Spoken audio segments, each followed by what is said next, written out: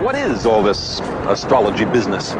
Fundamentally, it's the contention that which constellations the planets are in at the moment of your birth profoundly influences your future.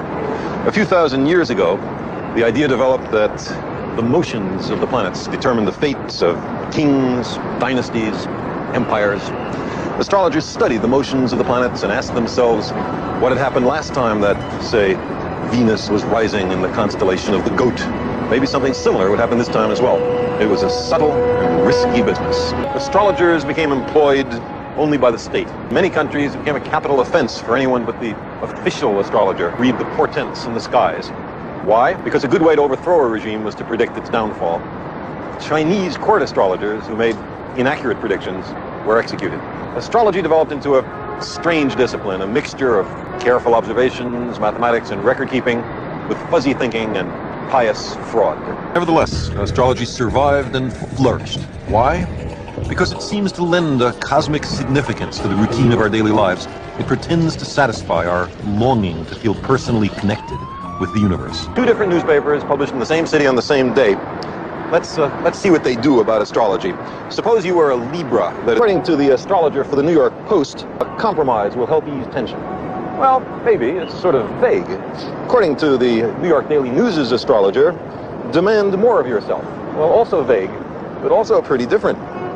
It's interesting that these predictions are not predictions. They tell you what to do. They don't say what's going to happen.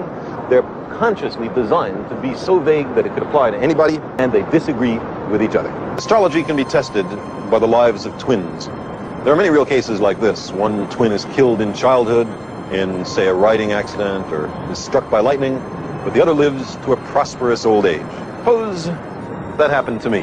My twin and I would be born in precisely the same place, and within minutes of each other, exactly the same planets would be rising at our births.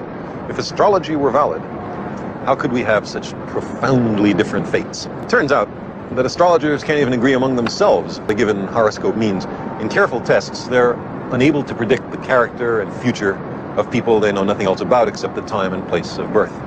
Also, how could it possibly work? How could the rising of Mars at the moment of my birth affect me, then or now? I was born in a closed room. Light from Mars couldn't get in. The only influence of Mars which could affect me was its gravity. But the gravitational influence of the obstetrician was much larger than the gravitational influence of Mars. Mars is a lot more massive, but the obstetrician was a lot closer.